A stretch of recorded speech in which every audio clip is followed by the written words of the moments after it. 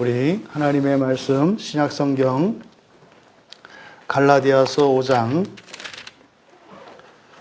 25절, 26절 말씀입니다. 신약성경 308쪽에 있습니다.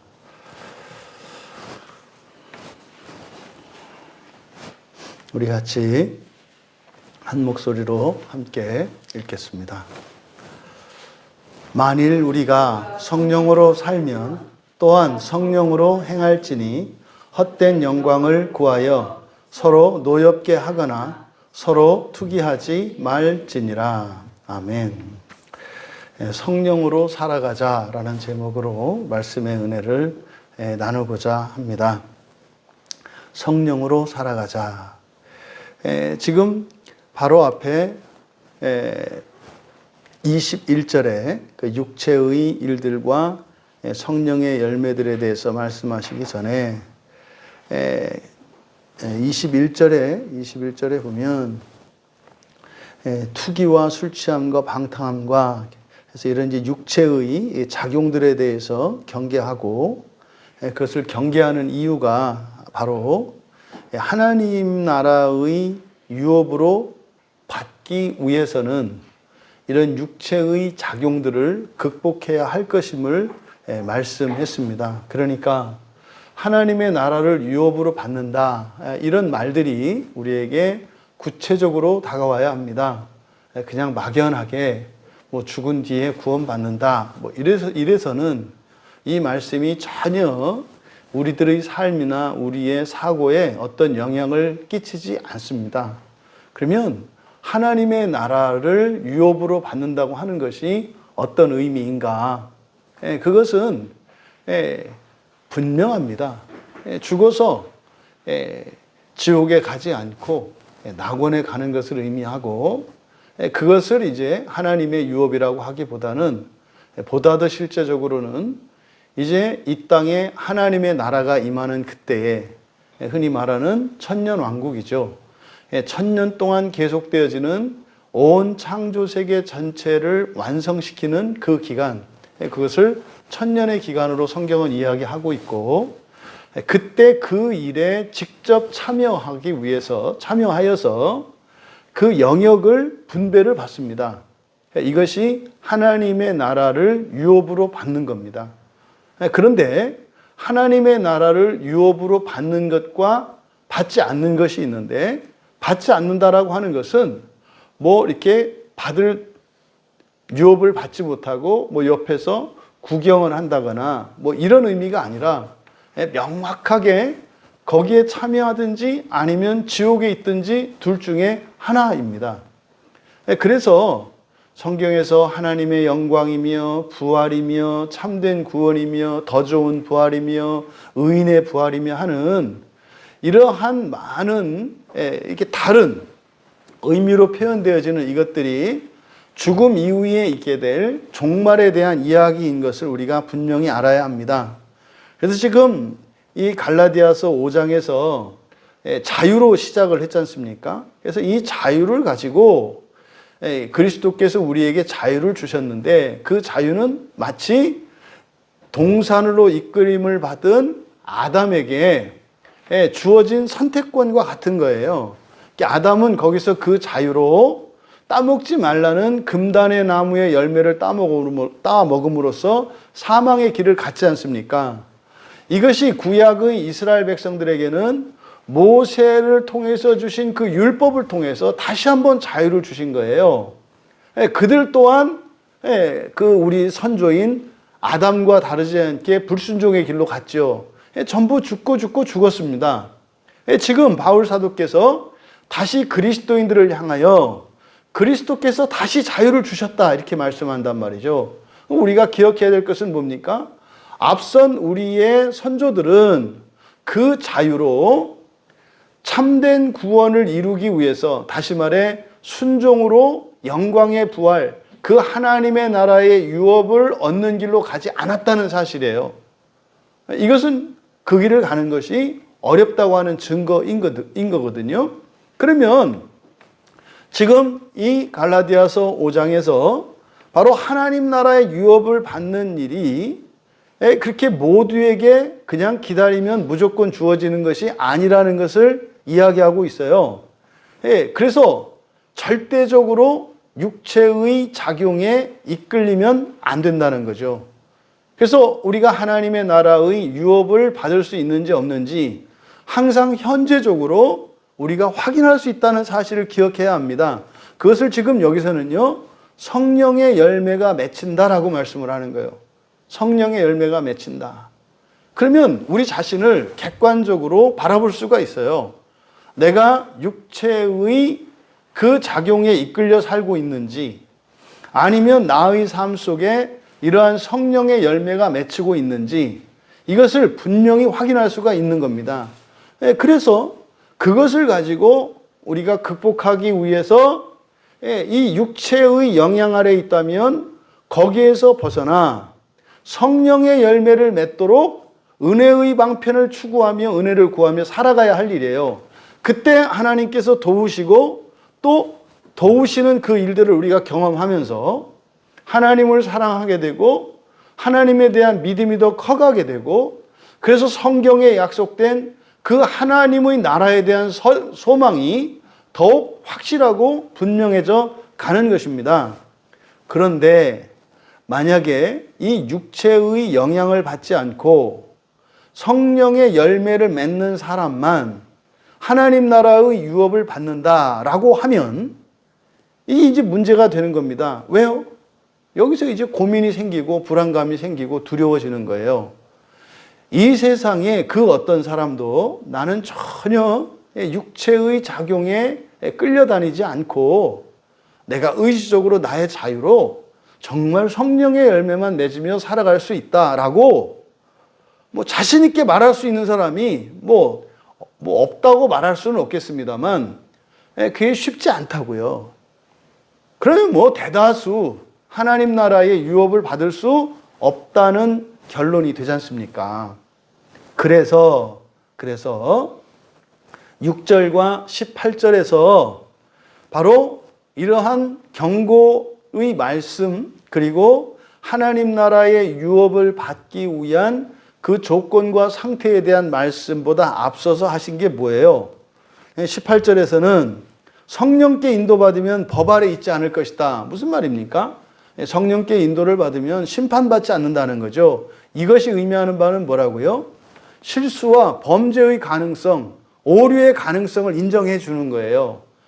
그런 실수로 그래서 잘못할 거에 대해서 두려워하지 마라. 왜?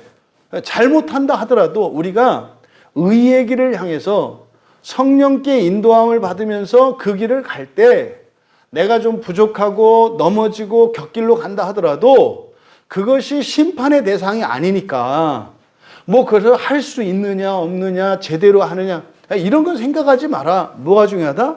그냥 그 길을 가는 게 중요하다. 근데 많은 사람들이 그 길을 가지 않는 첫 번째 이유가 뭐냐면 난 그렇게 할 수 없다는 결론이에요. 알아요. 할 수 없다는 거. 안다고요. 우리 보고 하라는 게 아니에요. 우리 가운데서 누가 하나님 나라를 유업으로 받을 자가 있어요? 없어요. 그건 불가능한 일이에요. 그거는 사탄도 동의하는 일이고 모두 동의하는 일이에요. 딱 한 분, 우리 주님만 믿어주시죠? 아니라는 거예요. 된다는 거예요. 그러니까 우리는 그 말씀에 의지해서 그냥 갈 뿐이에요. 그 말씀에 의지해서 갈 뿐이에요. 그러면 되는 거예요. 여러분, 이어서 그 앞에서 6절에서는 또 뭐라 그랬습니까? 예수 안에서는 할례나 무할례나 효력이 없다. 이게 무슨 말이에요? 할례, 무할례. 이거 율법을 따랐느냐? 율법적으로 의를 이루었느냐? 이루지 않았느냐? 이거는 효력이 없다. 그렇게 해서 안 된다. 무슨 말이에요? 율법을 다 지켜서 사람의 의를 이룬다 할지라도 그 하나님 나라의 유업을 받는 거하고는 전혀 상관이 없어요. 그것으로는 전혀 해당 사항이 없어요. 오직 뭐다? 사랑으로 작용하는 믿음이라는 거예요. 사랑으로 작용하는 믿음만이 우리가 하나님 나라의 유업을 받기 위해서 해야 되는 일이라고 말하는 거예요. 그래서 하나님 나라의 소망을 가지고 살아가는 사람들의 현재의 상태는 어떤 상태입니까? 의의 소망을 기다리는 거예요.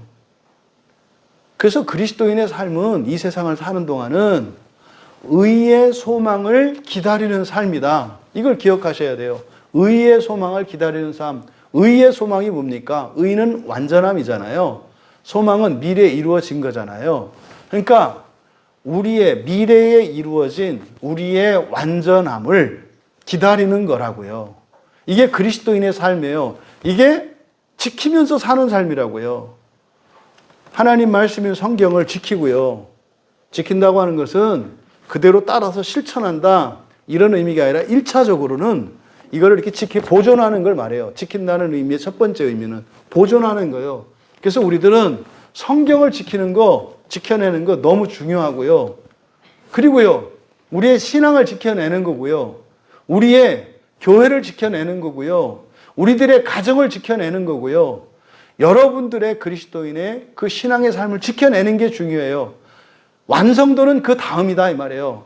우리는 다만 그걸 보존하고 지키면서 살아가는 거예요. 그러니까 근근이라도 그냥 평범한 것 같은 신앙생활하며 살아가는 거, 이게 1차적인 지킨다는 의미다 이 말이에요. 그게 바로 우리 그리스도인들이 이 첫째 부활을 기다리는 성도들의 이 세상을 살아가는 삶의 정체성이에요. 더도 덜도 없어요. 그거예요, 그거. 의의 소망을 기다리는 거. 왜요? 우리를 그렇게 하는 것은 하나님의 믿음이, 하나님의 창조의 능력이 그렇게 할 것이니까, 그걸 위해서 성령께서 우리를 인도하신다고요. 바로 이 얘기를 하는 거죠. 그래서 앞서서 신자의 불완전성이라고 하는 것은 현생에서, 현재의 삶에서 신자의 불완전성이라고 하는 것은 이것은 불가피해요. 그래서 심판의 대상이 아니다 이렇게 말씀을 하셨고, 우리는요 사랑으로 작용하는 믿음을 지키는 거라고. 그러면 이 사랑으로 작용하는 믿음을 지키는 게 뭐냐? 이걸 13절에서 말한 거예요. 13절에서 뭐라고요? 서로 종노릇하면서 사는 거라고요. 실천적으로 그러니까 우리는 뭡니까? 예배 드리시고요. 성경 읽고요. 설교 듣고요. 어려운 일 있고 힘든 일 있을 때 기도하고요. 기쁘고 감사할 때 찬양하고요. 그리고요. 서로 종노릇하면서 살면 된다는 거예요. 정확한 내용이에요. 그 외에 다른 뭐가 아니에요. 이거면 된다는 거예요. 그러니까 마귀는 이것을 방해하기 위해서 온갖 교란 작전을 일으킨단 말이에요. 삶의 이런 돌발 상황들을 일으켜서 우리들로 하여금 정신을 다른 데 팔게 해서 우리의 경건의 일상을 내려놓게 한다거나, 또 우리들이 살아가는 이런 경건의 일상에 회의를 갖거나 나태하게 만드는 이런 일들을 마귀가 계속 해나가는 거예요. 그러니까 여러분들이 영적으로 깨어 있으면 바로 그런 것들이, 그러니까 일상에서 일어나는 일들이 이게 영적으로 어떤 의미인지, 이게 목표하는가가 뭔지를 알게 된다고요. 그래서 그럴 때일수록 오히려요, 예전에는 하던 신앙생활에서 물러섰더라면 이제 그것을 깨닫고 나면 오히려 더 거기에 매진하게 되는, 예전에는 똑같은 시험 때문에 예수 그리스도를 버리고 교회를 버리고 신앙을 버리고 세상길로 나갔다면, 이제 그것을 깨닫고 나니까 똑같은 시험이 다가왔는데, 예전에는 여기서 내가 멈춰섰고 하나님에게서 떠나갔는데 이제는 오히려 2배로 더 힘을 내서 그 길을 가고 있는 나를 발견해요. 이게 바로 그 첫째 부활을 살아가는 성도의 삶이거든요. 그러면 핵심이 앞에서 바로 사랑으로 작용하는 믿음이라고 하는 것은 바로 우리가 서로 종로를 하는 것이라는 것을 13절에서 가르쳐 줬잖아요. 그럼 또 하나가 뭐예요? 성령께 인도함을 받는 게 뭐냐? 성령께 인도함을 받는다는 게 뭐냐? 그것을 이제 여기서 가르쳐 주시는 거죠. 이것을 25절에서 만일 우리가 성령으로 살면 또한 성령으로 행할지니, 여기서 행할지니 이렇게 밑줄 치시고 행할 것이다 이렇게 바꾸세요. 만일 우리가 성령으로 살면 성령으로 행할 것이다. 그런데 여기서 행하다라고 행할 것이다라고 바꾸시고 행하다라고 이 번역한 이 단어는 그냥 걸어간다, 페리파테오 앞에서 썼던 것처럼 이 말을 쓰지 않고 스토이케오라는 말을 썼어요. 스토이케오라고 하는 것은요, 열을 지어 행진하는 거예요. 그러니까 대열에 합류하는 겁니다. 여러분들이 뭐 이렇게 줄을 서서 쭉 이렇게 행진하고 있었는데 잠깐 목이 마르든지 이렇게 해서 잠시 대열에서 이탈해서 잠시 이제 물 한 모금 마시고 어떻게 해요? 즉시 다시 와서 대열에 합류하잖아요. 그러니까 그 열을 지어서 그 열을 따라서 가는 거, 요게 스토이케오거든요. 가장 좀 유비가 그런 걸 것 같아요. 개미들이 먹이를 발견하면 막 연락을 하잖아요, 지네끼리. 그래가지고 개미집에서부터 그 먹이가 있는 과자부스러기가 있는 데까지 한 줄로 지어서 쫙 오거든요. 그럼 물고 가고 그럼 쭉 와요. 그게 바로 열을 지어서 가는 거죠. 그럼 왜 여기서 열을 지어 간다라고, 왜 여기서 열을 지어 간다고 했을까? 왜 열을 지어 간다고 했을까? 이것은 한 개인으로서 구원의 길, 그 부활의 길을 가는 것이 아니라 모두 다 함께 가는 길이라고 하는 의미를 내포하고 있죠. 모두 다 함께 가는 길이죠. 그러니까 영으로 살면 또한 성령으로 행할지니 할 때 이 행하다라고 하는 여기에 스토이케오라고 하는 말을 쓴 것은 바로 그 하나님 나라의 유업에 참여하는 것이 개인적인 것이 아니라 공동체적으로 함께 일어나는 것임을 가르쳐 주는 거죠. 그 길로 참여하는 거예요.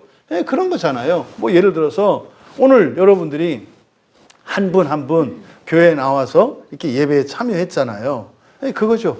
요게 지금 요 상태가 요게 지금 줄을 지어서 가고 있는 상태인 거예요. 이거는요, 2000년 교회 역사에서 변함이 없습니다.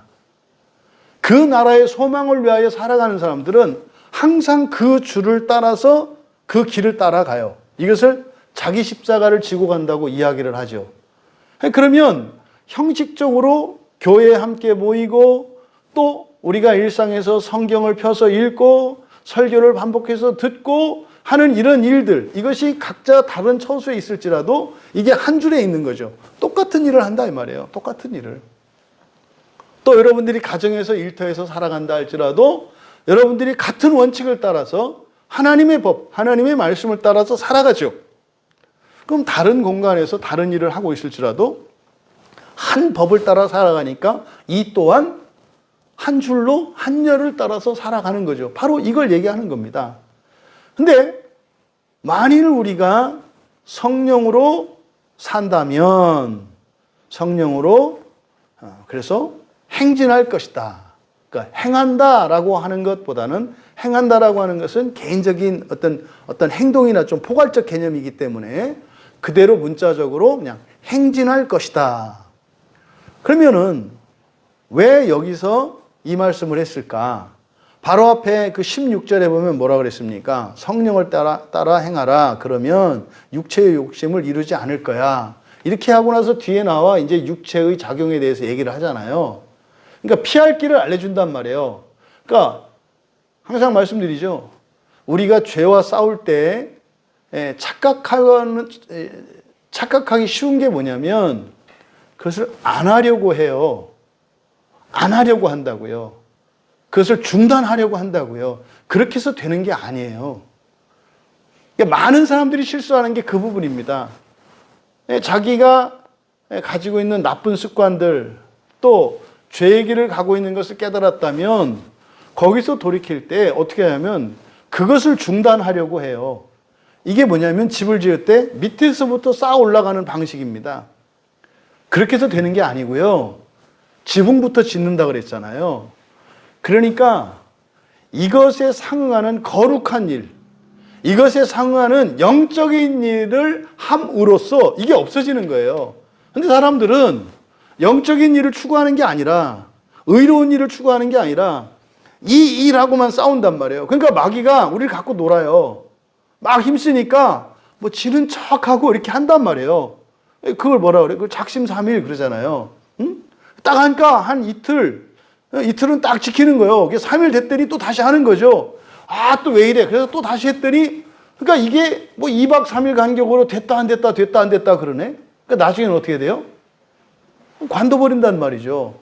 여러분들이 아마 어느 누구도 예외 없을 거예요. 그런 경험이 다 있다고요.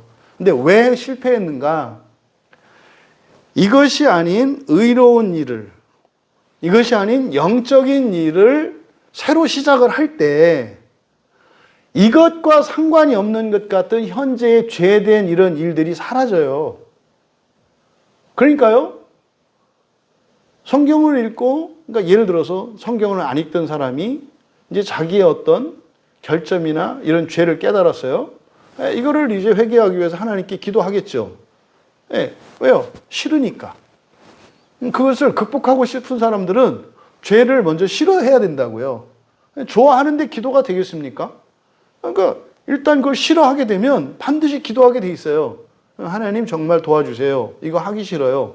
그런데요, 기도 가운데에서 하나님께서 분명히 의로운 일과 새로운 일들을 생각나게 해주세요. 그래서 지금까지 하지 않았던 어떤 경건의 실천과 무슨 일을 생각나게 하십니다. 그럼 이 일과 생각나게 하신 일은 사실은 직접적으로는 아무 상관이 없어요. 근데 이 일을 하는 거예요. 이 일을 하다 보니까 어느 순간에 내가 회개하고 고치려고 했던 악한 습관이나 이게 사라져 버리는 거죠. 이렇게 가는 겁니다. 이렇게. 근데 이거를 직접적으로 싸워서 이기려고 하지 마라.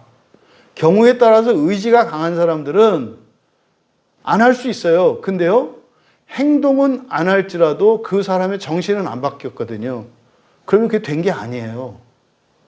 그건 된 게 아니에요.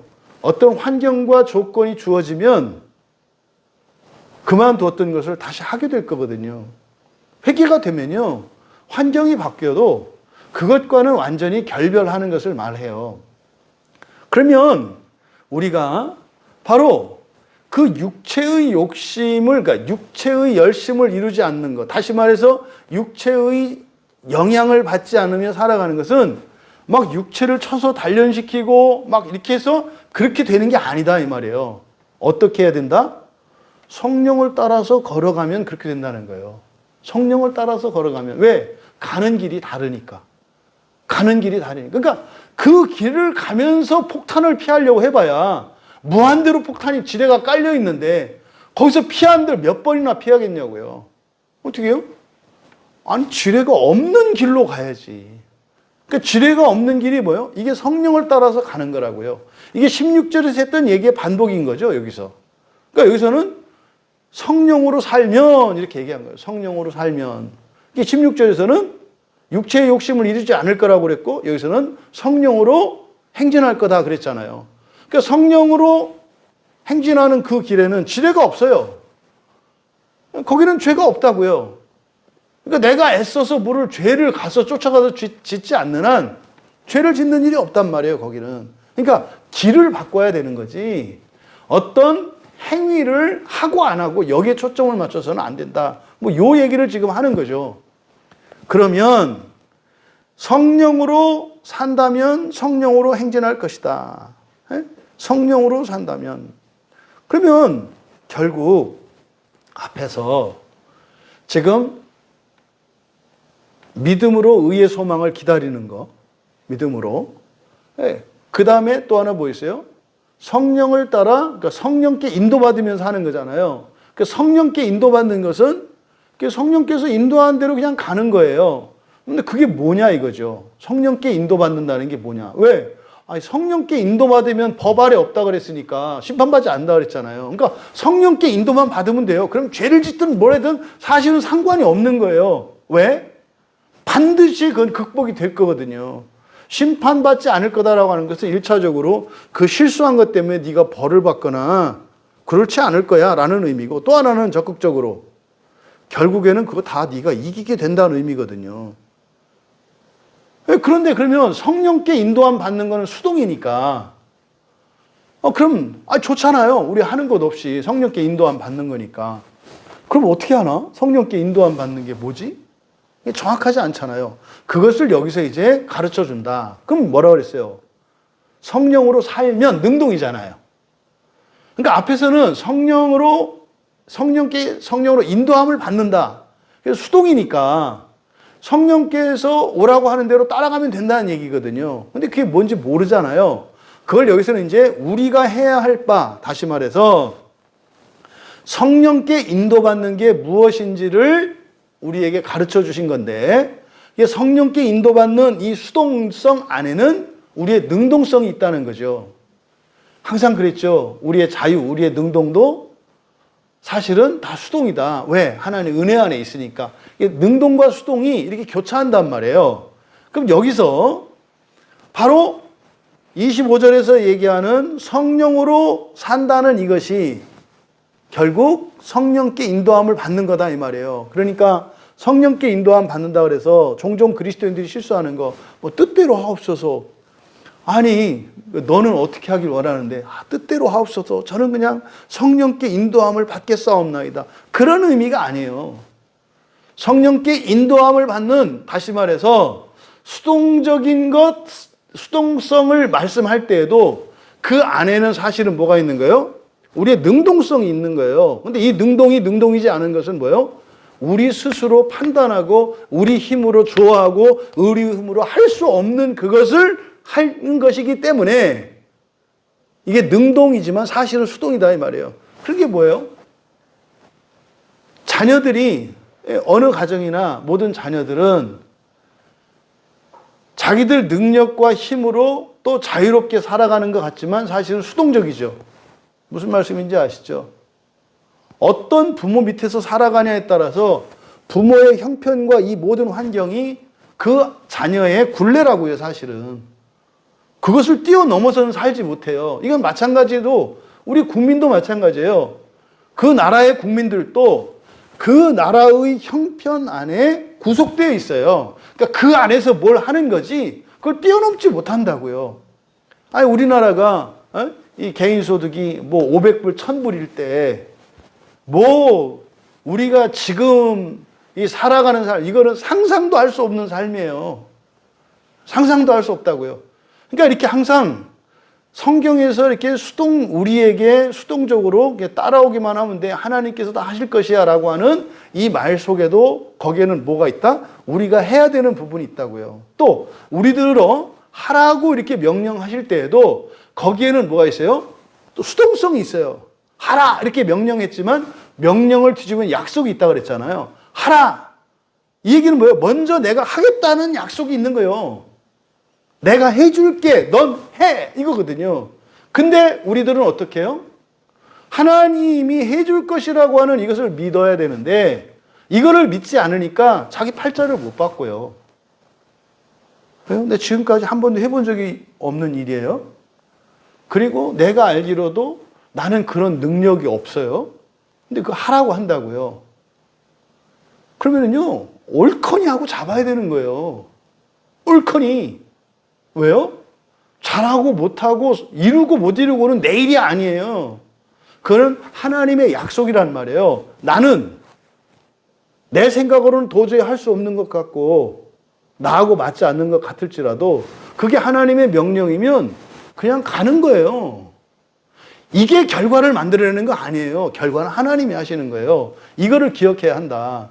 그럼 지금 여기서 25절에서 우리가 성령으로 산다라고 하는 이런 능동, 우리가 성령으로 산다고 하는 이 능동이잖아요. 이것이 앞에서 이야기했던 성령께 인도받는 것이다. 그러니까 하나님께 이끌린다고 하는 이것이 우리의 능동성의 최고의 상태, 한계를 나타내는 거예요. 넘어서면 안 되는 거예요, 또. 모자라도 안 되고 넘어서도 안 되는 거예요.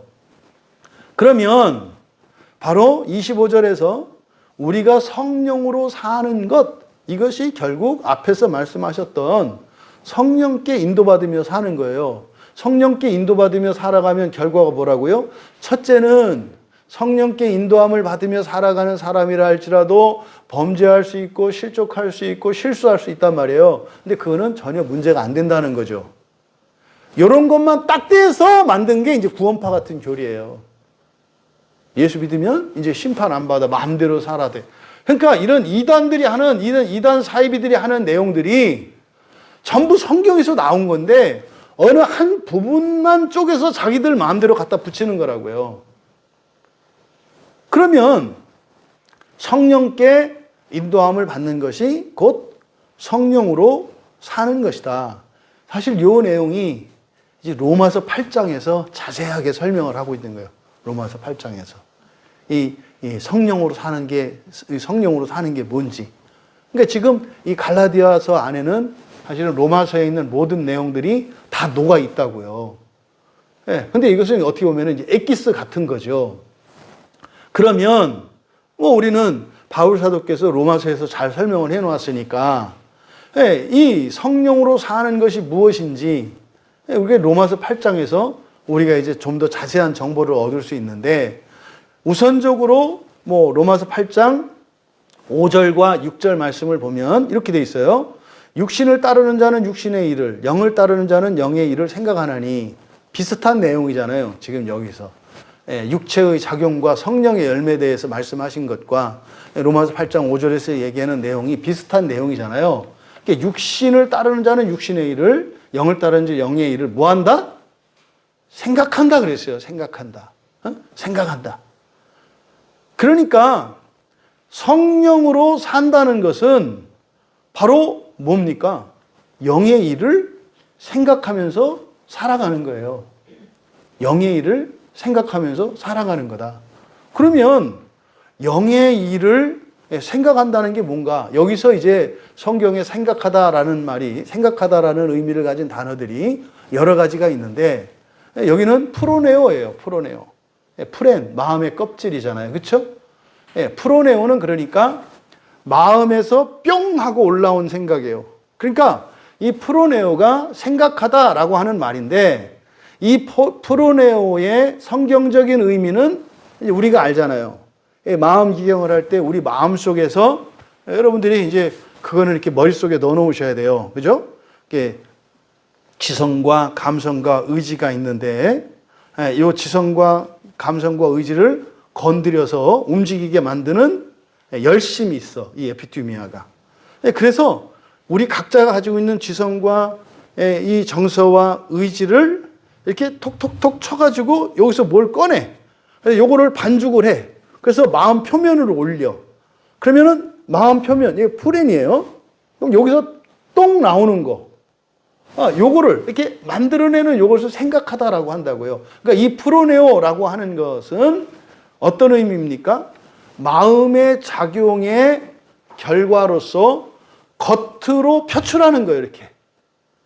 그러니까 우리 안에 우리가 아는 지식들을 가지고 사고하고 추론하는 우리의 지성과 그것을 좋아하고 싫어하는 우리의 감정과 또 그것을 가지고 어떤 뜻을 세우는 의지를 이 열심이 이게 적당히 이제 우리 각자의 지금 말하자면 이런 걸 보통 기질이나 뭐 MBTI에서 얘기하는 뭐 이런 거거든요. 그 열심이라는 게.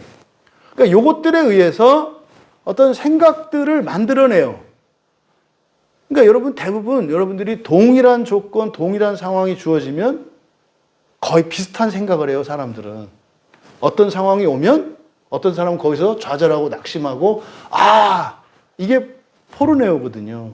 이 프로네오. 이 프로네오라고 하는 게 그래서 그냥 뭐 이렇게 규칙적으로 되는 게 아니라 바뀔 수 있는 거예요. 나의 지성이 바뀌고 감성이 바뀌고 의지가 바뀌면 다른 생각을 해요. 여러분들이 경험해 보잖아요. 내 생각이 달라진 거. 내가 참 다르게 생각하네. 그래서 세상 사람들은 어떻게 해요? 우리의 본성을 바꾸는 것을 모르니까 이 겉으로 드러나는 생각만, 그래서 답을 정해놓고 긍정적인 생각, 부정적인 생각, 적극적인 생각, 소극적인 생각들을 정해놓고 이렇게 긍정적이고 적극적인 생각을 하려고 노력을 하죠. 그러면 안에서 나오는 거는 똑같은데 겉에서만 만들어져. 그럼 어떻게 돼요? 속과 겉이 분리되는 외식적인 삶을 살아가게 돼요. 이제 속이 썩어 문드러진다고요. 그러니까 지금 우리는 알잖아요. 그래서 우리는 우리 마음에서 일어나는 작용과 그 결과로서 일어나는 생각을 먼저 일치시켜야 되는 거잖아요. 이게 그 마음기경의 첫 번째 아닙니까? 거짓 감정을 잡는 게. 왜? 속에서는 막 외로운데, 겉에서 막 어떤 수치심으로 막 나타내. 그러면요, 외로움과 수치심은 정반대거든요. 외로운 사람이 수치심을 느끼면 자꾸 외로워져요. 왜요? 수치스러우니까 사람들 앞에 못 가잖아요. 그럼 더 외롭잖아요. 외로우면 어떻게 다가가야 되잖아요. 근데 수치심이 있으면 또 못 가잖아요. 그러니까 반대되는 생각, 이게 거짓 생각이거든요. 나는 외로워. 그러니까 어떻게 돼요? 찾아가야 되는데 이것을 내가 수치심으로 느끼게 만들어, 거짓 감정이. 그러니까 가야 된다, 가지 말아야 된다, 가지 말아야 된다. 그러니까 이런 거예요. 사람들에게 가야 하는데 사람들에게 가지 말아야 돼. 이게 무슨 말이에요? 해야 되는데 하지 말아야 돼. 이게 거짓 감정을 가지고, 우리가 이제 막 괴로운 게 이런 거거든요. 둘 다 맞다고 생각하는데 이게 거짓 감정이잖아요.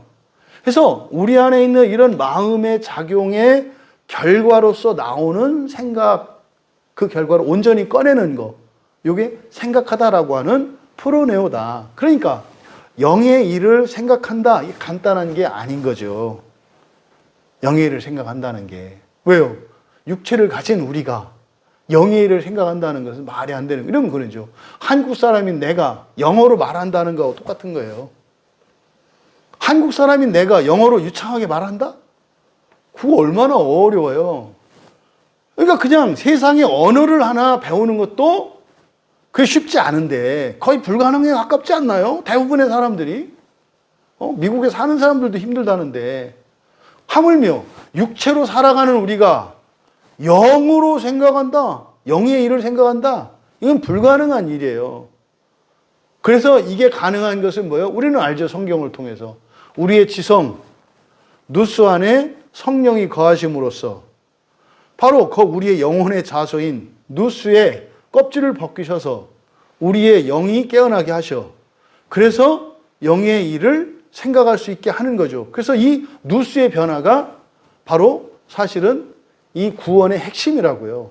그러니까 이 성경이 있어야 되는 것이고, 또 성령이 우리 안에 계셔야만 이 누스가 열리는 거거든요.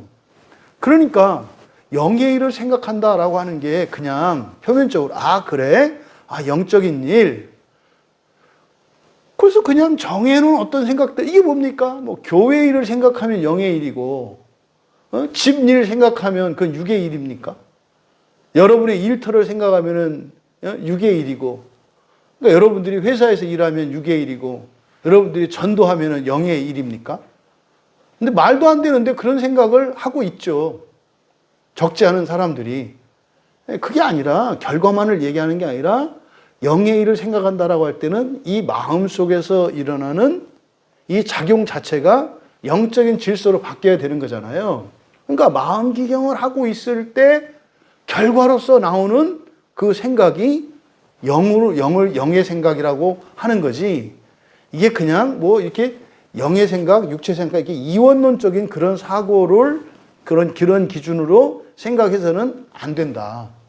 그러면 이어서 로마서 8장 6절에 뭐라 그랬습니까? 영의 생각이 뭔지. 영의 일을 생각한다. 5절에서 말하고 6절에서 영의 생각은 생명과 평안이다, 이렇게 얘기해요. 평화거든요. 에이레네. 평화예요, 평화. 생명과 평화다. 그러니까 영의 생각은. 그러니까요, 영의 일을 생각하는 게 바로 생명과 평화에 대해서 생각하는 거래요. 그럼 생명하면 우리는 두 가지 생명이 있다는 거 알잖아요. 육체의 생명이 있고, 그러니까 사람의 생명이 있고, 하나님의 생명이 있다는 거 알잖아요. 그러니까 어쨌든 사망과 생명 중에서는 생명을 생각하는 것이겠고, 또 생명 중에서도 사람의 생명과 하나님의 생명 중에 하나님의 생명을 생각하는 거겠죠. 그러면 죽음과 생명 중에 생명을 생각한다라는 게 뭘까요? 여러분들이 일상을 살아갈 때 사는 쪽으로 생각하는가, 죽이는 쪽으로 생각하는가 아니겠어요? 어떤 일이 딱 터졌어요, 이렇게. 그럼 이 일을 가지고 말이죠. 어떤 사람은 살리는 생각을 하고 어떤 사람은 죽이는 생각을 해요.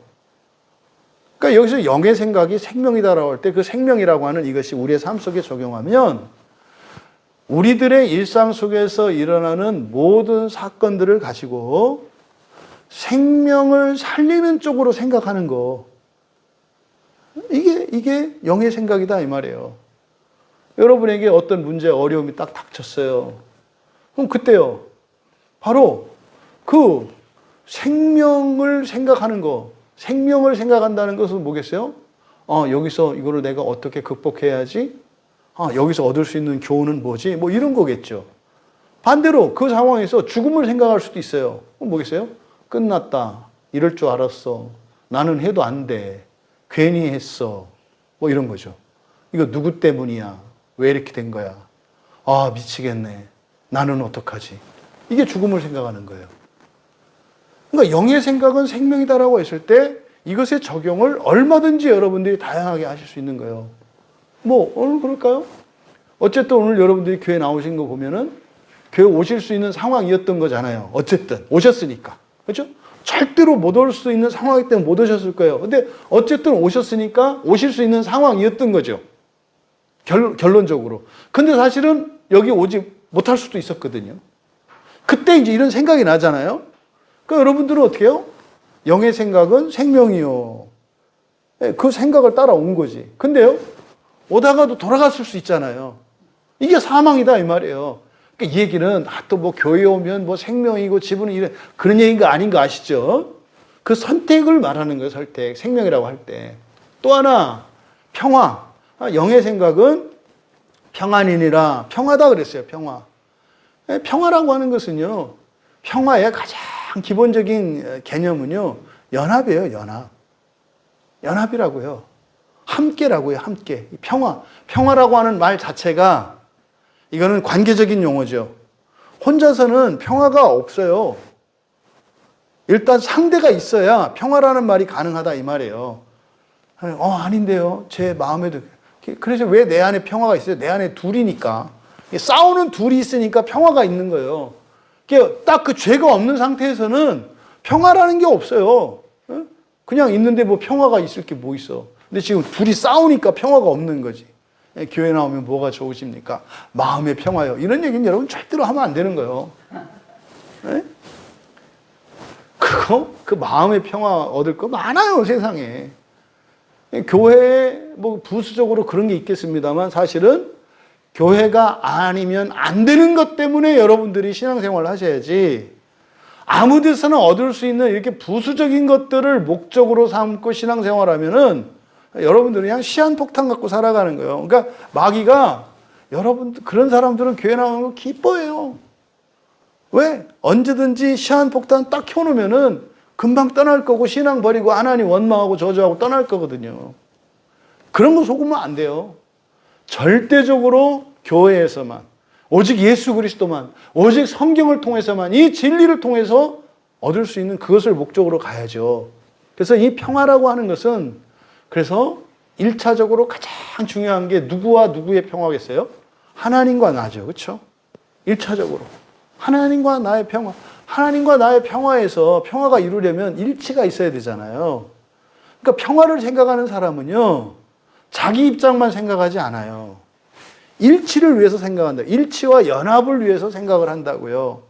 그러면 영의 생각이 평안이니라 평화다라고 했을 때는 여러분들이 일상생활에서 일어나는 일을 어떤 방식으로 대응하고 어떻게 대응하는지를 생각을 해보세요. 여러분들이 때로는 피해자일 수 있어요. 그러면 억울하잖아요. 그죠? 그걸 바로 잡아야 되잖아요. 그럼 두 가지예요. 평화를 이루는 방법은 힘으로 상대방을 제압하고 힘이나 능력으로 상대방을 제압해서 나의 질서를 만들어 놔도 평화가 돼요. 근데 문제는 이거는 그럼 상대적인 평화가 되죠. 왜? 나보다 약한 사람은 내가 눌러가지고 어떻게 할 수가 있어. 근데 나보다 센 사람을 만나면 이건 당하는 거잖아요. 그러니까 이거는 반쪽짜리 평화라고요. 기껏 해야. 그러니까 그런 평화가 아니겠네요. 그렇죠? 항상 영원한 평화겠네요. 그러면 그 평화는 뭐겠어요? 전능하신 하나님으로 말미암은 유일하신 하나님 아들 우리 주 예수 그리스도로 말미암는 평화일 때라야 이것이 절대적이고 완전한 평화가 되겠네요. 그러면 이 평화를 생각할 때 하나님과 나의 일치와 연합을 생각하고 이 평화의 주권이 예수 그리스도이어야 해요. 그럼 여러분들이 생각해 보세요. 어떤 문제가 생겼을 때 여러분이 해결하려고 하십니까? 이게 평화를 위한 주도권이에요. 여러분이 해결하려고 하십니까? 주님께서 해결해 주시도록 의탁하십니까? 영의 생각은 평안이라. 주도권을 주님께 맡기는 거예요.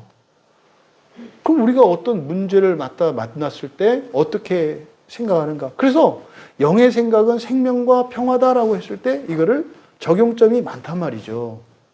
그러니까 영의 일이라고 하는 것은 뭐 어떤 일은 거룩한 일이고 어떤 일은 속한 이것이 아니라 여러분들이 기쁠 때나 아니면 또 괴롭고 슬플 때나 그 상황 속에서 여러분들이 영의 생각을 할 수도 있고 그렇지 않을 수도 있는데 어떤 일이 중요한 게 아니라 보다 생명과 평화, 생명과 평화가 목적이 되고 원인이 되고 과정이 되어진다면 그게 영의 생각이다라고 이야기를 한 거죠.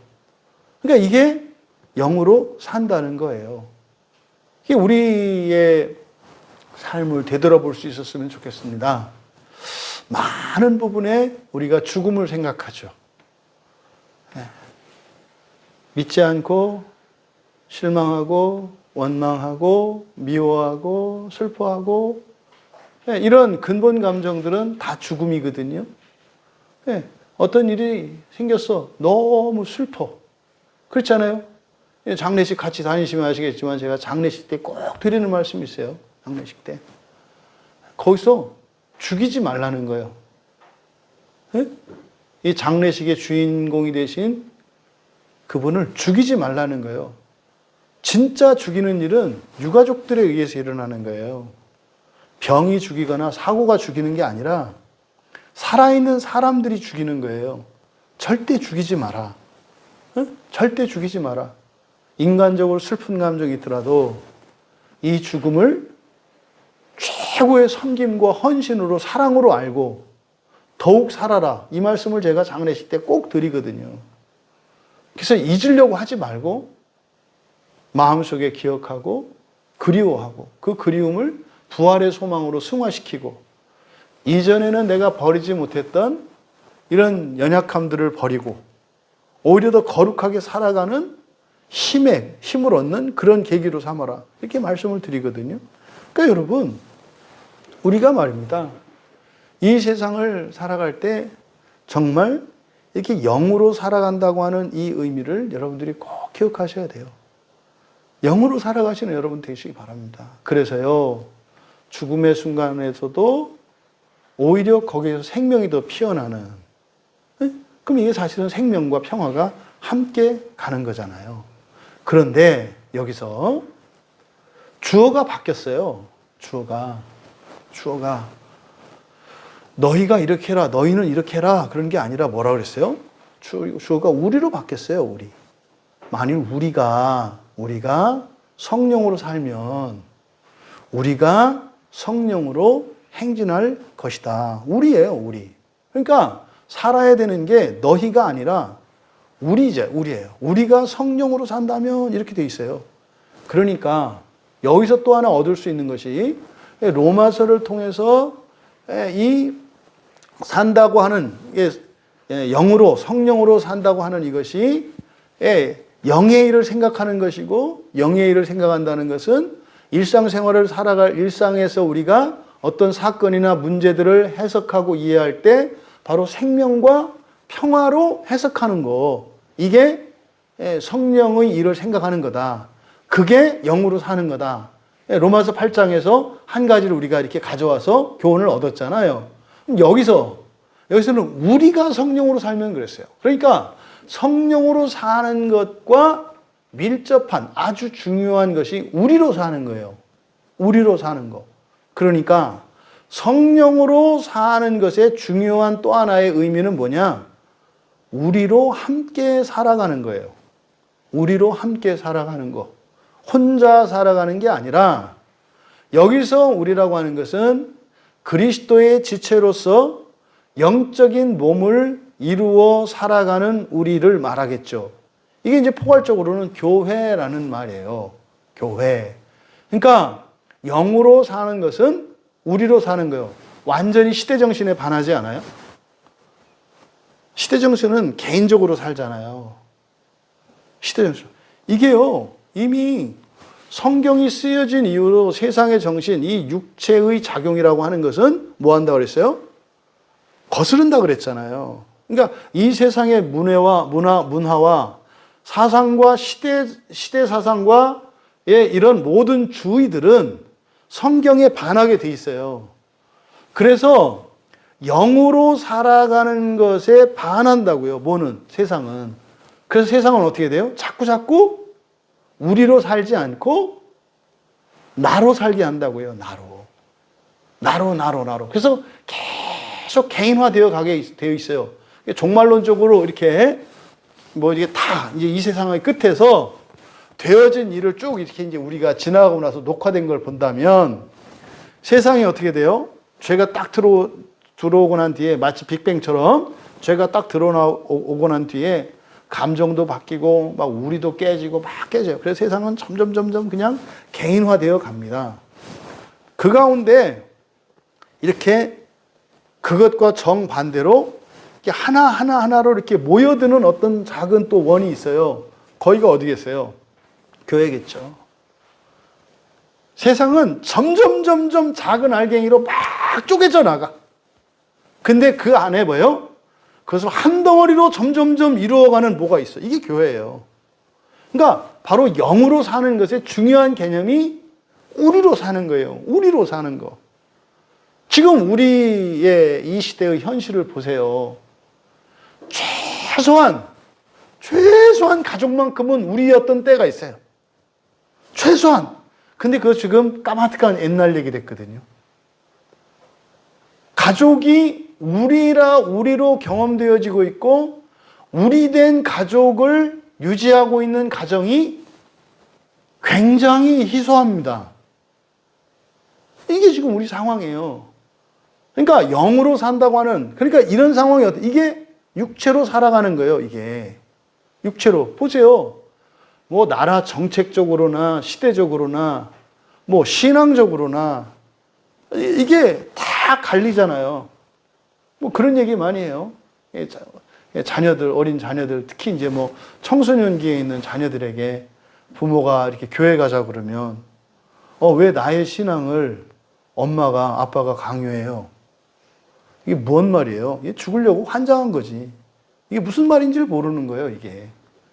그게 육체로 살아가는 것이고 세상의 정신을 따라 살아가는 거죠. 여러분, 우리로 살아가는 거는 당연한 거예요. 모두 다 원하는 일이에요. 왜요? 우리로 살지 않으면, 영으로 살지 않으면 이게 성령으로 인도함을 받는 게 아니니까. 그러면 그거에 대해서 어떻게 돼요? 다 책임을 져야 돼요. 다 책임을 져야 된다는 거예요. 그게 뭔 말인지를 모르겠는 거예요. 여러분, 교회 안 나와서 얼마나 재밌고 즐겁고 어떤 유익이 있어요? 그러면서 또 심판은 심판대로 받아야 되잖아요. 그러니까 이런 시대 사조를 여러분들이 그냥 예사롭게 보면 안 돼요. 그러니까 지금 여기서 얘기하는 우리로 함께 살아가는 것, 이것이 또 하나 성령으로 살아가는 것의 중요한 의미다. 그래서 여러분의 인생이 자꾸 커지셔야 돼요. 이렇게 넓혀지고 깊어지고 두꺼워지고 높아지고 이렇게 돼가야 한다고요. 여러분 주변에 더 다양한 사람들이 그렇다고 해서 무조건 사람을 많이 둬라 이런 얘기가 아니죠. 예전에는 내가 함께 할 수 없었던 사람들도 함께 있는 것이 발견이 돼야 된다고요. 그냥 고만고만한 사람끼리 끼리끼리 그 사람까지 항상 이렇게 지내는 것은 그건 우리로 사는 게 아니에요. 여러분들이 그래서 이게 그냥 인간적이고 뭐 성격 이런 문제로 착각한단 말이죠. 그게 아니에요. 이게 하나님 나라의 유업을 받는 것과 관계되어 있다니까요. 뭘 못하겠어요. 사람들한테 단도직입적으로, 예, 뭐 저 앞에 가면 지옥이 있고 낙원이 있어. 너 어디 갈래? 예, 사실은 이 낙원은 아무도 못 가는 거고 원래 다 지옥 가야 되는 거거든. 그럼 내가 너 저기 아무도 갈 수 없는, 예? 낙원으로 널 보내줄 테니까 그럼 내가 하라는 대로 다 할래. 그럼 정상적인 대답은 뭐예요?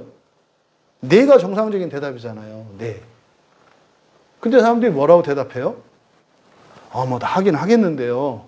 근데 몇 가지 좀 이렇게 이제 뭐 이렇게 청을 좀 들어주셨으면 좋겠어요. 뭔데? 뭐 이거는 이렇게 하시고, 뭐 이건 이렇게 하시고, 저건 저렇게 하시고. 이게 뭐가 뭔지 모르는 거죠. 지옥이 뭔지 믿지 않고, 전혀 믿지 않는 거죠. 또 낙원이 뭔지도 전혀 믿지 않는 거죠. 그러니까 단서를 달아요. 말씀드리잖아요. 여러분이 이 세상을 살면서 가장 불행한 인생을 살아도 여러분들에게 그 하나님 나라가 약속되어 있다면 여러분은 행복하신 거라니까요. 그게 타협이 안 되죠. 자꾸 이렇게 양다리 걸치고 이렇게 순전한 하나님 나라가 아니라 이렇게 이 세상 나라와 섞인 하나님 나라를 생각해요. 그때 섞인 세상 나라가 뭘까요? 그게 지옥이라는 걸 모르는 거예요. 여러분, 그래서 여러분 마음을 그냥 딱 결단을 하셔야 돼요. 나는 절대로 지옥 안 간다. 나는 지옥 절대로 안 간다. 나는 그냥 죽음과 동시에 완전한 그 하나님 나라에 간다. 이걸 여러분들이 딱 결단하셔야 돼요. 그러면요, 가난과 질병이 여러분이 무서워서 못 와요. 잡아먹히니까 오히려.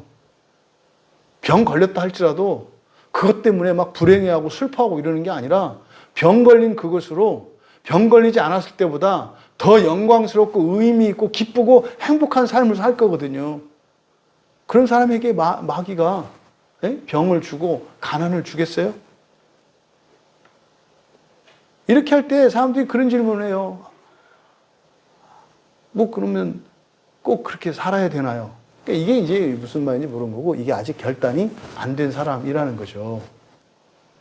여러분, 우리로 살아가는 일은 영으로 살아가는 것의 핵심적인 개념입니다. 잊지 마세요. 그러니까요, 인간적으로 세상적으로는 함께할 수 없는 사람일지라도 절대로 우리가 포기할 수 없는 거예요. 뭐 때문에? 하나님 나라 때문에 그런 거예요. 하나님 나라가 없다면 왜 그렇게 살아요? 그렇게 안 살아도 되죠. 사람들이 왜 자기 입맛에 맞는 사람들하고만 살까요? 이게 하나님 나라와는 상관없다고 생각하기 때문에 몰라서 그러는 거예요. 몰라서. 왜 누구는 오면 안 된다 이럴까요? 그게 하나님 나라와 상관이 있다는 것을 모르기 때문에 그래요. 그 점에 있어서는 참 우리 교회가 안심이 돼요. 못 오게 하는 사람은 없으니까. 그러니까 여러분이 개인적으로나 공동체적으로나 누군가를 금을 거놓고 오지 못하도록 담을 쌓아놓고 있다면 다 허무시기 바랍니다. 다만 그게 두렵고 싫다면 구할 일이죠. 난 두려워요. 신천지로 오라고 하긴 했는데 진짜로 신천지가 여기 막 몰려와가지고 교인들보다도 숫자가 더 많아져서 막 예배 시간에 소리 지르고 막 난리치고 뭐 이렇게 하면 어떡해요? 겁은 좀 나네요. 우리 지체들이. 이러면 기도를 하는 거예요. 자신 있게 오라고 하긴 했는데 그냥 하나씩 와서 이렇게 잘 교화되고 이렇게 해서 키워지면 좋겠는데 이게 한꺼번에 이제 몰려오면 이게 문제가 되거든요. 이런 걸 그냥 구할 일이죠. 그러니까 문 닫을 일이 아니라 뭐 할 일이다? 구하고 문은 열어놓을 일이다. 왜요? 현재적인 안전이나 이것 때문에가 아니에요. 하나님 나라의 유업을 받기 위해서 그런 거예요. 그게 위험해 보이고 어리석어 보이고 만용처럼 보일지라도 그게 아니라 그 길이 하나님 나라의 유업을 받는 길이니까 그렇게 가는 것뿐이다. 여러분 개인적으로도 그렇게 하셔야 되는 거예요. 개인적으로도. 이 일이 단순히 바울사도께서 그래서 너희들에게가 아니라 뭐라 그랬어요? 우리라 그랬잖아요. 우리. 그죠? 그러니까 여기는 바울사도도 예외는 아닌 거죠. 바울사도도 예외는 아닌 거예요. 우리로, 우리가 함께 사는 거예요. 우리가. 그래서 우리가 성령으로 살면 우리가 성령으로 행진할 것이다. 바울은 그렇게 살았고 그것을 고백해요. 어디서? 빌립보서 3장 16절에서. 빌립보서 3장 16절에서 우리말 성경은 이렇게 돼 있거든요. 오직 우리가 어디까지 이르렀든지 그대로 행할 것이라. 우리말 성경은 이렇게 번역되어 있는데 이걸 그대로 직역하면 그러함에도 우리가 어디까지 이르렀을지라도 그대로 행진했다. 부정가고요. 그러니까 지나간 일이거든요. 지금 갈라디아서 5장 25절에서 우리가 성령으로 살면 그랬잖아요. 우리가 성령으로 살면 우리가 성령으로 행진할 것이다. 그랬잖아요. 이렇게 말씀하고 바울 사도가 그렇게 살았다고요. 그거를 빌립보서 3장 16절의 말씀을 통해서 우리가 확신할 수 있다 이 말이에요. 확인할 수 있다 이 말이에요. 그러니까 빌립보서 3장 16절이 그런 거예요. 그러함에도 우리가 어디까지 이르렀을지라도 그대로 행진했다. 여기에는 많은 의미가 있죠. 잘하면 잘한 대로, 못하면 못한 대로, 좋으면 좋은 대로, 싫으면 싫은 대로 어떻게 했다는 거예요? 함께 그 길을 계속 갔다는 거예요. 내가 다른 사람들보다 좀 앞서 있을지라도 됐다 하고 혼자 빠지거나 이러지 않고 항상 그대로 우리로 그 대열을 해서 이탈하지 않고 살았다라고 이야기를 한 거예요. 근데 거기서 마찬가지로 바울 자신만이 아니라 우리가 그대로 행진했다. 이런저런 일들과 위협과 도전들이 있었지만 우리는 그대로 그 길을 따라 행진했다. 그러니까요. 왜 그랬는지 알죠, 우리는. 왜? 갈라디아서에서 그렇게 행진해야 되는 이유가 뭐예요? 하나님 나라의 유업을 받기 위한 것이고 하나님 나라의 유업을 받기 위해서는 육체의 작용으로부터 자유로워야 되니까 그래서 그 길을 간 거죠. 이제 우리가 그걸 알 수 있는 거예요. 또 26절은 문장으로 구분되어 있습니다만 헛된 영광을 구하여 서로 노엽게 하거나 서로 투기하지 말지니라 이렇게 해서 25절과 서로 다른 문장처럼 되어 있습니다만은 이제 원문 성경을 보면은 26절에 사용된 동사가 가정법 동사를 사용하고 있어요. 그러니까 바로 25절에 만일 A 가정법 접속사로 시작을 했잖아요. 그러니까 26절도 25절에 이어지는 것임을 알 수가 있어요. 그러니까 25절과 26절은 사실은 두 개의 문장으로 나뉘어 있습니다만 전체적으로는 한 문장인 것을 알 수 있어요. 그러니까 성령으로 살면 일어나는 두 가지 결과를 말한 거죠. 첫째로는 성령으로 행진하게 될 것이다. 두 번째로 헛된 영광을 추구하는 자들이 되지 않을 것이다. 그래서 긍정적인 결과, 부정문의 결과 이 두 가지를 쓴 거예요. 그러니까 우리가 성령으로 살면 첫 번째 뭐 한다? 성령으로 행진할 것이다. 그러니까 이게 성령의 인도함을 받는 거예요. 그러면 된다니까요. 성령의 인도함을 받으면 되는 거예요, 그냥. 그러면 성공하는 거예요, 인생이. 그것에 대해서 말씀을 드렸고, 그러면 여기서 이제 두 번째로, 이게 성령으로 살면 두 번째로 일어나는 일이 뭐냐? 헛된 영광을 추구하는 자들이 되지 않을 것이라는 거예요. 지금 우리말 성경은 헛된 영광을 구하며 서로 노엽게 하거나 서로 투기하지 말지니라 이렇게 되어 있는데 헛된 영광을 추구하는 자들이 되지 않을 것이다. 이렇게 하시면 돼요. 헛된 영광을 추구하는 자들이 되지 않을 것이다. 뭐 하면? 우리가 성령으로 살면. 그러면 헛된 영광을 추구하는 자들이라는 게 의미하는 게 뭘까? 여기서 헛된 영광을 구하여라고 번역한 요 단어가 케노독소스거든요. 케노독소스. 그러니까 헛된 영광을 추구하는 거예요. 그러면 여기서 헛된 영광을 추구한다라고 하는 것은 사실 1차적인 의미로는 아무것도 아닌 것을 영광으로 아는 거예요. 뭐 그런 거 있어요. 이제 어렸을 적에 뭐 어린 시절 저희들 이제 시골에서 전 자랐기 때문에 뭐 이렇게 어렸을 때 이렇게 겁이 없고 막 이런 것을 대단하게 이렇게 좀 뭐 용기 있는 것으로 이제 친구들끼리는 인정하는 뭐 이런 게 있었어요. 그래가지고 공동묘지 가서 말뚝 받고 오기 이런 거 이제 시합한단 말이에요. 그래서 막 무서워 죽겠는데 가기 싫은데 갔다 오면 친구들이 와 하는 이게 전형적인 헛된 영광이에요. 그 왜 이게 버르장머리 씨에 남의 그 산소에다가 말뚝은 왜 박으며 그 쓸데없이 그 밤중에 그 짓은 왜 하냐 이 말이죠. 그런데요, 그게 의미 있게 느껴져요. 그 어린 시절에는. 그런 거죠. 특히 뭐 지금도 마찬가지입니다. 지금 요즘 아이들 욕을 세게 하면 이게 좀 뭐 이렇게 영광이라도 되는 줄. 그래가지고 뭐 신발, 개발, 닭발을 막 그냥 입에 다는 거를 영광으로 하나. 이런 게 이제 1차적인 헛된 영광이죠. 그러면 이런 거 얘기하면 누구나 다 동의하는 거니까. 근데요, 실제로 지금 요새 10대 아이들한테 이런 얘기하면 그 헛된 영광이라고 하면 걔들이 동의할까요? 엄마가 그럼 한번 지금 와서 학교 다녀봐. 그렇게 안 하면 어떻게 되는지. 그게 헛된 영광이 아니라고 말하는 거예요. 그거 안 하면 어떻게 돼요? 막 괴롭힘 당하고 이러니까. 그러니까 이제 애들 얘기하니까 우리 이제 어른들이니까 맞아 이렇게 얘기하지만 이게 불공평하잖아요. 우리 얘기해야지. 우리들에게 헛된 영광은 뭐겠어요? 재산, 명예, 신분, 건강 이런 거죠. 그리고 돈 많아서 뭐 하시게? 그렇게 건강하고 이뻐서 뭐 하시게? 그렇게 신분이 높고 그래서 뭐 하시게? 여러분 자녀들이 이렇게 잘 돼서 이게 뭐 하시게? 그 국 끓여 드시게?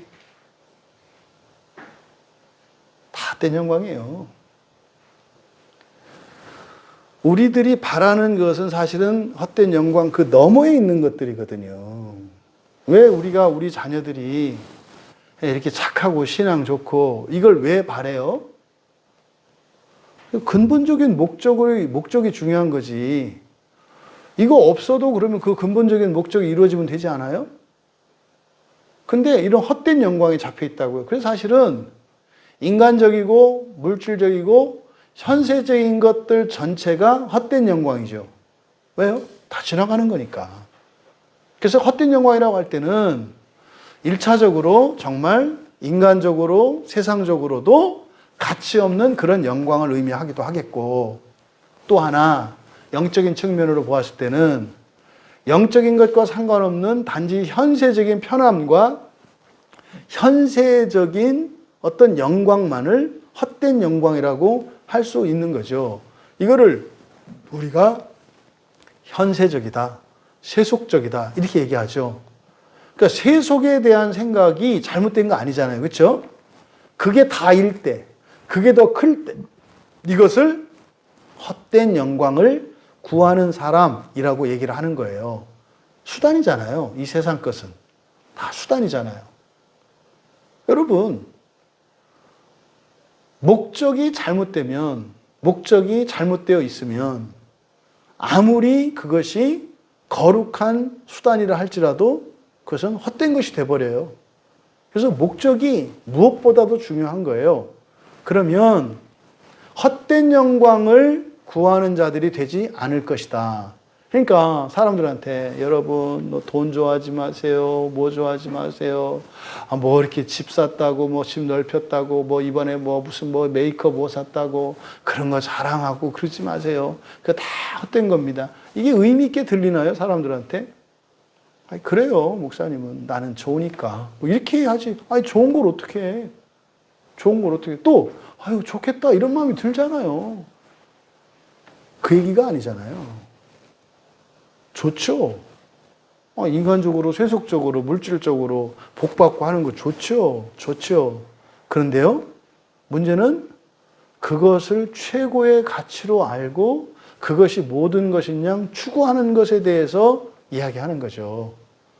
그러니까 이 세상 사람들은 헛된 영광을 추구하며 살아가게 되어 있어요. 이게 세상적으로는 정상이에요, 정상. 그러니까 사람들이 헛된 영광을 위하여 교회 나온다고요. 헛된 영광을 위하여 예수를 믿고 헛된 영광을 위하여 하나님께 기도한다고요. 반드시 실망하게 될 겁니다. 반드시. 왜요? 하나님은 결단코 헛된 영광을 채워주시는 분이 아니시거든요. 참된 영광을 주시는 분이시죠. 그런데요, 하지 말라고 한다고 해서 그렇게 되는 게 아니에요. 그럼 어떻게? 성령으로 살면. 성령으로 살면. 그러니까 예전에는 내가 돈 없으면 못 사는 사람이었어. 응? 뭐 정말 하나님하고 돈 둘 중에 하나 선택하라면 나는 그냥 돈 갖고 지옥 갈 사람이었어. 예전에는. 예를 들어서. 근데요, 성령으로 살면 로마서에서 한 것처럼 어떻게 해요? 영의 생각을 하는 거죠. 모든 일들을 생명과 평화를 목적으로 그것을 위해서 이렇게 살아가다 보면, 그런 생각을 하면서 이렇게 살아가다 보면 내가 어느새 어떻게 해요? 나는 하나님과도 안 바꾸던 게 돈이었는데 이 돈도 그냥 내줄 수 있는 사람이 되었다는 것을 발견하게 되는 거죠. 돈 사랑하지 마세요. 일만 악의 근원이, 그렇게 되는 게 아니에요. 사랑이라는 게 끊어집니까? 오늘부터 사랑하지 않기로 했음. 뭐 이렇게 한다고 사랑 딜리트 딱 지워져요? 그게 아니잖아요. 어느 순간인가 이게 아무 의미 없이 그렇게 내 옆에 있는 것을 알게 되는 거죠. 결과로서 되어지는 거죠. 그래서 뭐라 그랬어요? 될 것이다. 영광을 추구하는 자들이, 헛된 영광을 추구하는 자들이 되지 않을 것이다. 무슨 말입니까? 이 세상의 영광을 추구하며 살던 사람들이 하나님 나라의 영광을 추구하며 살아가게 될 것이다. 뭐 한다면? 성령으로 산다면. 얘기예요, 얘기. 여러분, 그런데 이 헛된 영광을 추구하는 삶이 무엇인지 두 가지로 설명하고 있어요.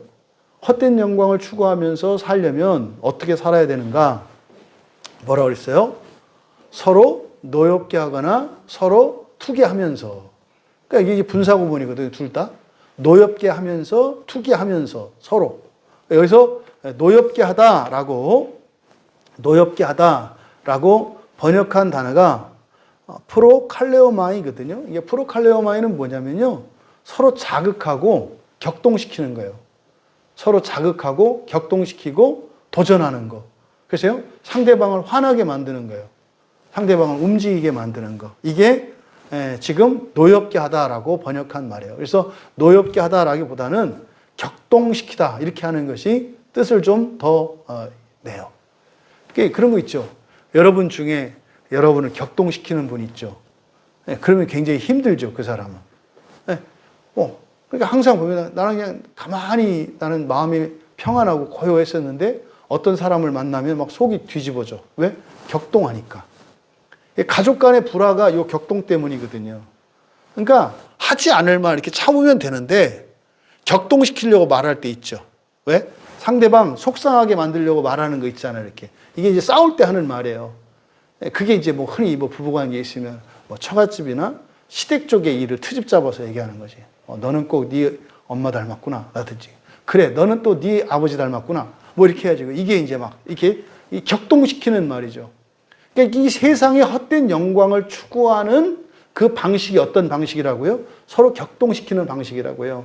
또 하나, 시기한다 그랬죠. 투기하지 말지니라 그랬는데 서로 투기하면서요. 서로 투기하면서.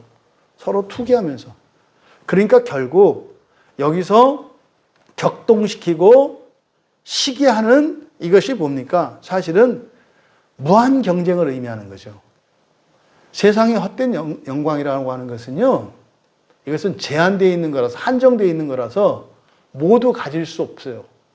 헛된 영광의 중요한 속성은 모두 함께 누릴 수 없어요. 그러면 헛된 영광이 아니에요, 그거는.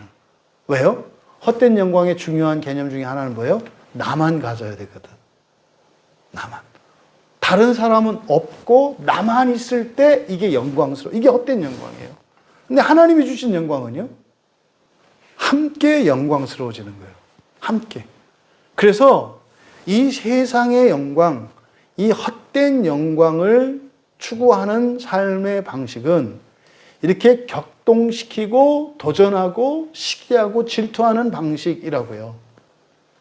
이게 사실은 인생을 살아가면서 사람들이 피곤하고 지친 이유가 그겁니다. 뭐 우리 박 집사님 얼마 전에 먼저 직장 있을 때 얼마나 힘들었어요. 그렇죠?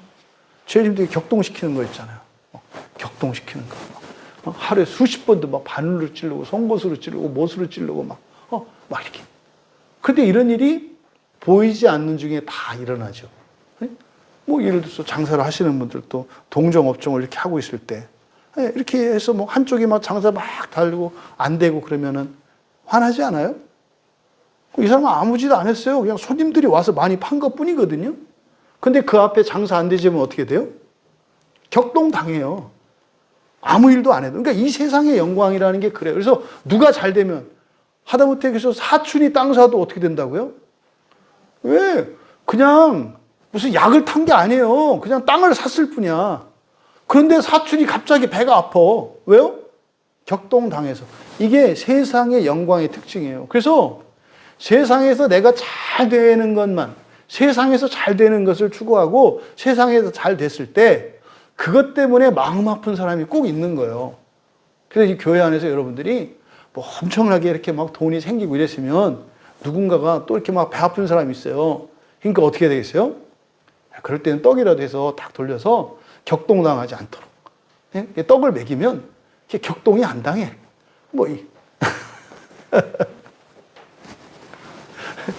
세상의 일이 그래요, 세상의 일이. 근데 보세요. 은혜 받으면 어떻게 돼요? 화나지 않죠. 은혜 받으면 화나지 않아요. 은혜 받으면 어떻게 돼요? 그 감동이 같이 오거든요, 같이 와요. 그리고요, 경쟁을 하는 게 아니라 하나님 저도요 라고 손을 들게 되죠. 그러잖아요. 지난 주일날 오셨던 그 집사님 얘기를 들으니까 우리 지체들이 어떻게 해요? 그날 새벽 설교 말씀도 막 올리고 이렇게 막 듣고 막 이렇게 하잖아요. 그러니까 이 세상의 헛된 영광과 하나님 나라의 정말 참된 영광을 추구하는 게 이렇게 달라요, 이렇게. 여러분, 우리들이 이렇게 이 세상에 태어나서 예수를 믿고 예배를 드리고 살아가는 이유는 딱 한 가지 목적이에요. 뭐예요? 첫째 부활이에요, 첫째 부활. 이 갈라디아서 주제가, 그러니까 모든 성경의 주제가 바로 이 첫째 부활에 대한 이야기라고요. 근데 지금 이 갈라디아서 5장에서 지금 뒤에 이제 6장 하나 남았는데 결국 지금 성령으로 살아가는 게 무엇인지에 대해서 가르쳐 준 거잖아요. 뒤에 6장에 가서 보다 더 자세하게 성령으로 살아가는 게 무엇인지 구체적으로 이제 6장에서 가르쳐 줍니다.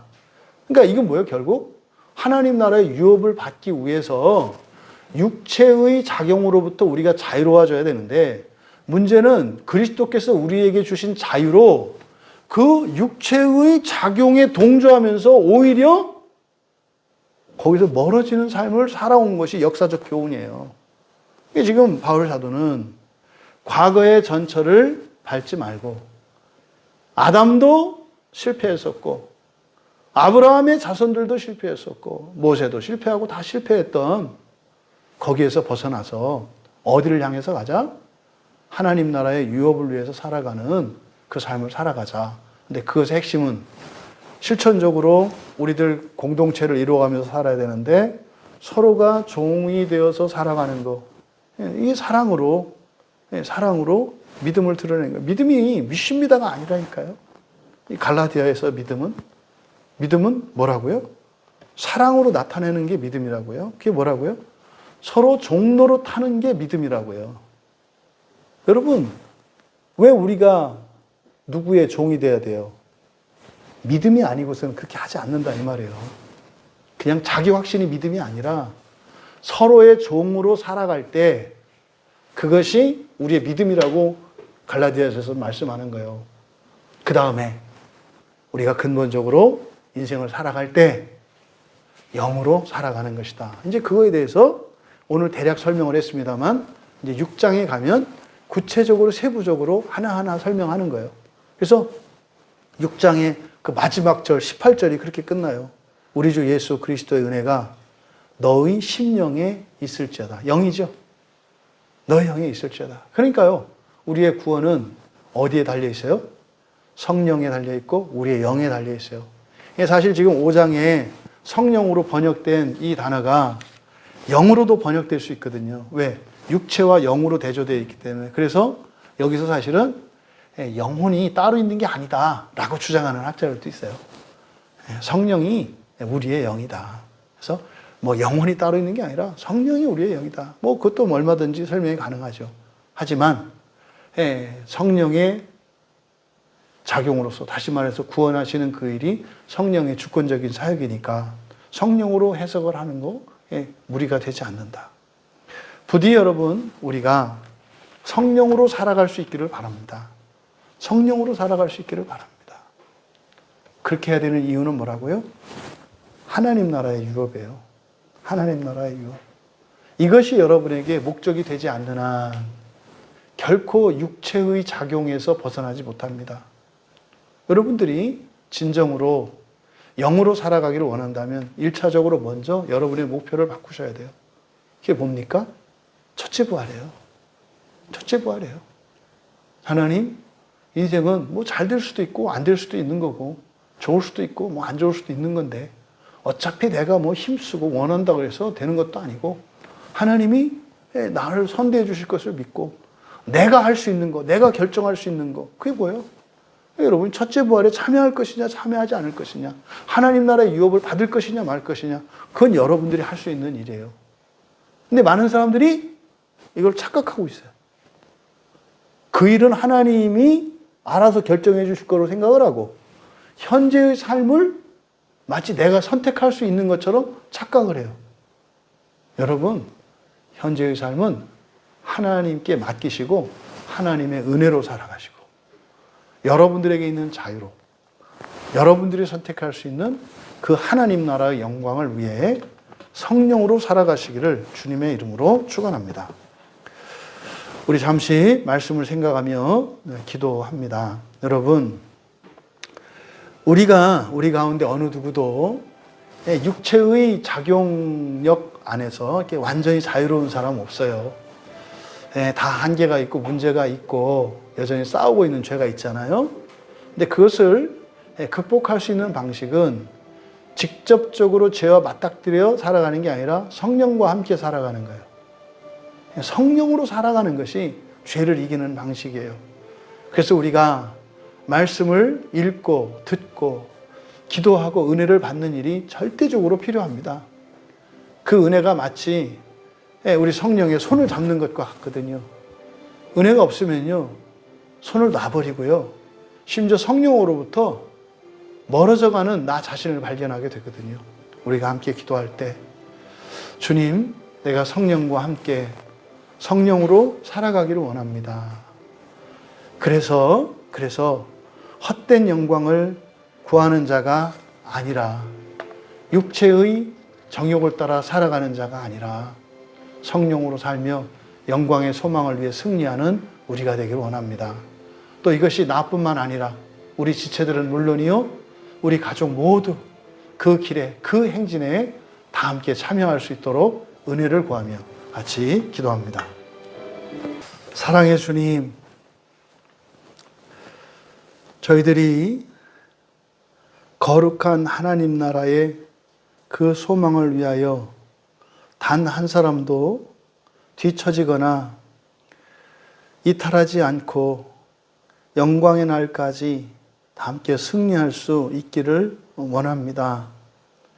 영의 일을 생각하며 우리로 함께 살아감으로 육체의 악한 영향력들로부터 자유로우며 거룩함을 추구하며 살게 하여 주셔서 저희들 가운데 일어나는 성령의 열매들이 하나님 나라의 유업을 받은 자들로 확실한 증거가 되게 하여 주시고 뿔뿔이 분열하고 흩어지는 이 세상 속에서 흩어진 것들을 다 모아 연합시키며 평화를 이루며 영원한 생명으로 바꾸는 거룩한 교회로, 거룩한 신자들로 살아가게 하옵소서. 감사하며 예수님의 이름으로 기도하옵나이다.